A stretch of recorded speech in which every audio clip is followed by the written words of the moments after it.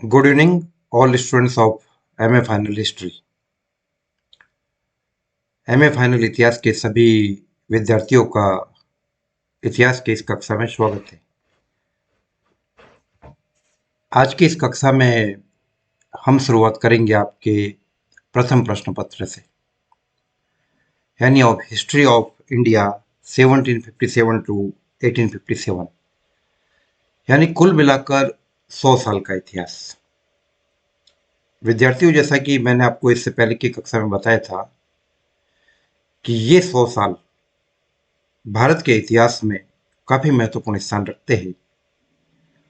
यह प्रतीक है एक उस प्रक्रिया का जिसके द्वारा हम ये देखते हैं कि एक व्यापारिक कंपनी ईस्ट इंडिया कंपनी, जो कि हिंदुस्तान में केवल व्यापार वाणिज्य के मकसद से आई थी, और किस प्रकार से धीरे धीरे वह अपने आर्थिक हितों को पूरा करने के लिए और उत्पादन और वितरण के संसाधनों पर पूरी तरीके से नियंत्रण पाने के लिए किस प्रकार से ईस्ट इंडिया कंपनी ने एक व्यापारिक कंपनी से एक राजनीतिक क्षेत्रीय ताकत और उसके बाद में देश की सर्वोपरि ताकत के रूप में उभरने का प्रयास किया।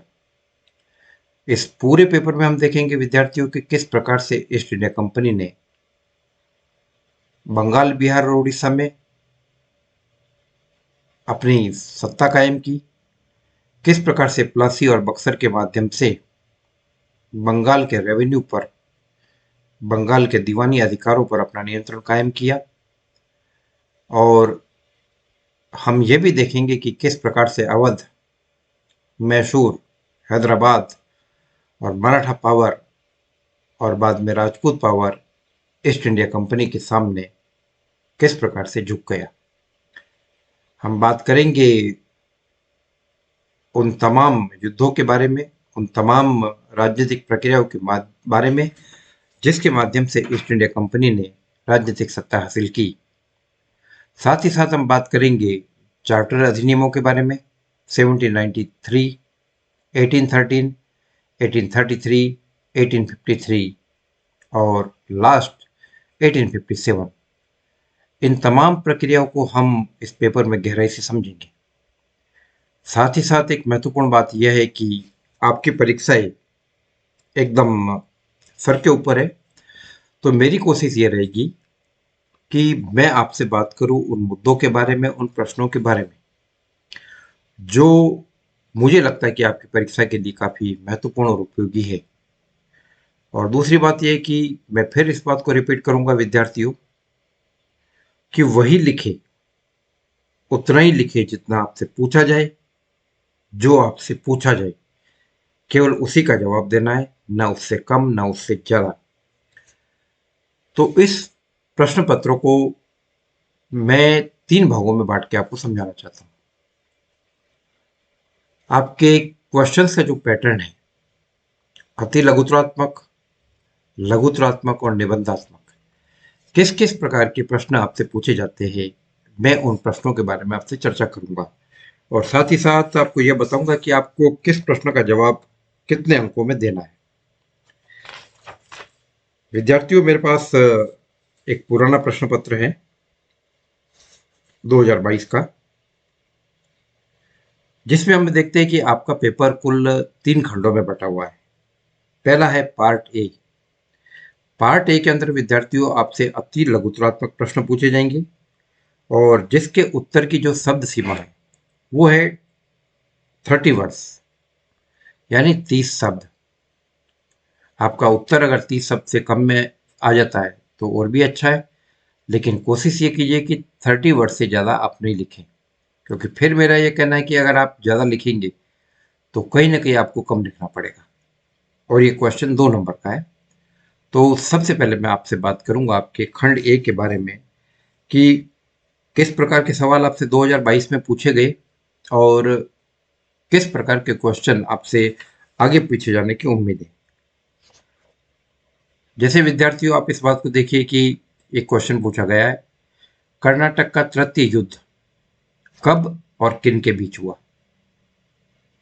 कब और किन के बीच हुआ आपको पहले बताना है सन, जिस सन में यह लड़ाई हुई और लड़ने वाले दो पार्टियां कौन सी थी, उनके बारे में आपको लिखना है, उनका नाम लिखने हैं, घटना की डिटेल नहीं देनी है।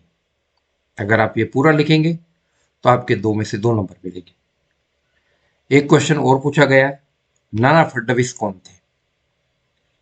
नाना फडणवीस को विद्यार्थियों मराठा दरबार की बुद्धि कहा जाता है, चतुरता का प्रतीक कहा जाता है, और कहते हैं कि जब 1800 में नाना फडणवीस की मृत्यु हुई तो किसी यूरोपियन हिस्टोरियन ने कहा था कि नाना की मृत्यु के साथ ही मराठा दरबार की राजनीतिक चतुरता और कूटनीतिज्ञता समाप्त हो गई। तो आपको 30 वर्ड्स के अंदर ये जवाब देना है, नाना फडणवीस कौन थे। एक क्वेश्चन और पूछा गया है, पिंडारियों का दमन कब और किस गवर्नर जनरल के शासनकाल में किया गया? आप तीनों मराठा युद्धों को गौर से पढ़ेंगे। आपके कोर्स में विद्यार्थियों तीनों मराठा युद्ध है, first Anglo Maratha battle, second Anglo Maratha battle और थर्ड एंग्लो मराठा बैटल। तो आप ये देखेंगे कि किस प्रकार से मराठा आंग्ल मराठा संघर्ष के अंतिम चरण में हमें पिंडारियों की समस्या उभर कर दिख रही है। तो आप उन चीजों को गौर से पढ़ेंगे तो आपको तुरंत पता पड़ जाएगा कि पिंडारियों का दमन कब और किस गवर्नर जनरल ने किया। फिर मैं आपसे कह रहा हूं, कब का मतलब आपको सन लिखना है और किस गवर्नर जनरल ने किया आपको उसका नाम लिखना है। मैं ये चाहता हूं कि आप खुद पढ़ें, आप चीजों को देखें और समझें। मेरा मकसद यह है कि मैं आपको एनालिसिस करके ये बताना चाहता हूं कि आपको जवाब किस प्रकार से देना है। मेहनत आपको करनी पड़ेगी। एक क्वेश्चन पूछा गया है, आत्मीय सभा की स्थापना किसने की? आपको सिर्फ नाम बताना है और कुछ नहीं, एक शब्द में। फिर क्वेश्चन पूछा गया है, 1833 के चार्टर अधिनियम। चार्टर अधिनियम का मतलब ये आपको बता दो कि विद्यार्थियों यह एक प्रकार से अनुज्ञा थी, एक प्रकार से लाइसेंस था। ब्रिटेन की व्यापारिक कंपनी ईस्ट इंडिया कंपनी को भारत के साथ व्यापार करने का, न केवल भारत बल्कि कंट्री ऑफ द ईस्ट, पूर्वी देश जितने थे उनके साथ व्यापार करने का जो अधिकार था वो ब्रिटिश संसद देती थी, और जिस पत्र के जरिए देती थी उसको कहा जाता था चार्टर। तो ये चार्टर 20-20 साल के लिए रिन्यू किए जाते थे। जैसे 1813 का चार्टर था, उसके बाद 1833 का चार्टर हुआ, देन उसके बाद 1853 का हुआ। तो आपको बताना है कि 1833 के चार्टर अधिनियम की कोई दो प्रमुख बातें, बहुत सारी बातें हैं उसमें, लेकिन चूंकि आपसे दो पूछी जा रही है तो आपको केवल और केवल दो ही लिखना है।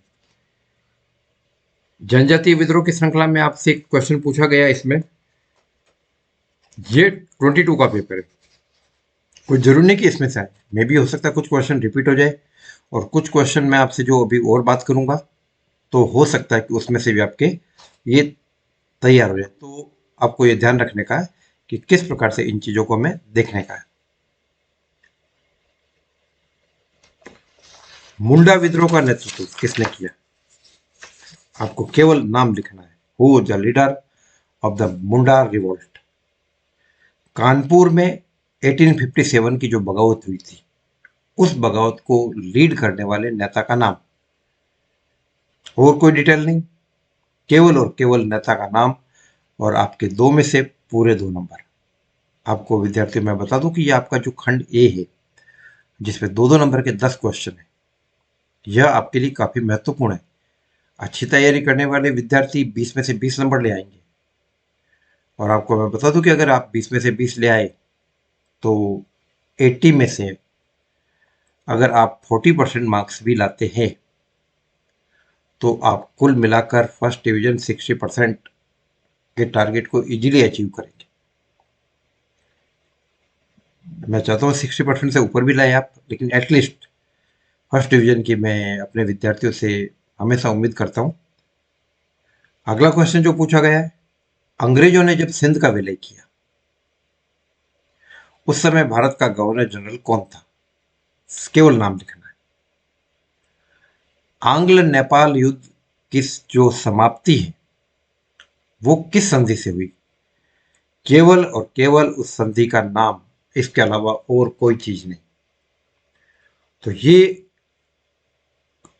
2022 में पूछा गया एक क्वेश्चन पेपर, उसमें से कुछ क्वेश्चन थे। अब मैं आपको कुछ क्वेश्चन और बताता हूँ अति लघुतरात्मक, जो आपसे पूछे जा सकते हैं।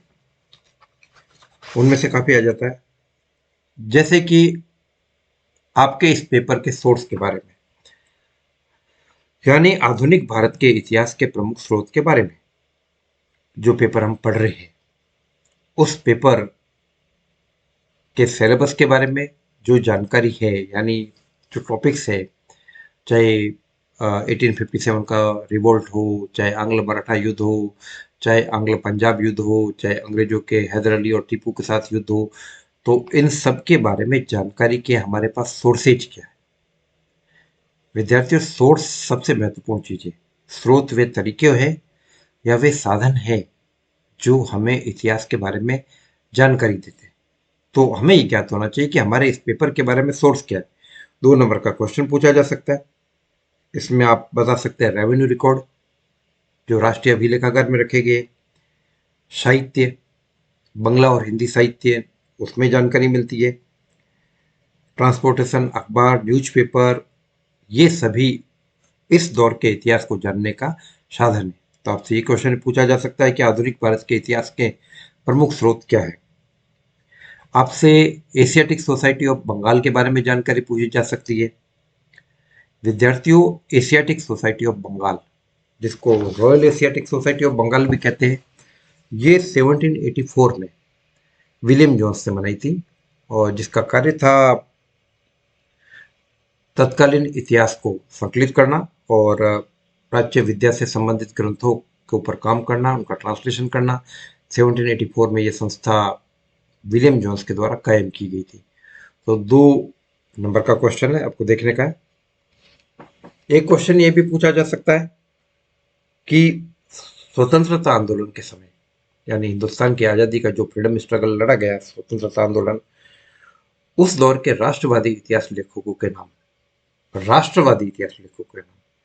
तो सबसे पहले मैं आपको यह बताना चाहूंगा कि राष्ट्रवादी इतिहास लेखक होता कौन है, या राष्ट्रवादी इतिहासकार होता कौन है, जो इस बात में यकीन करता है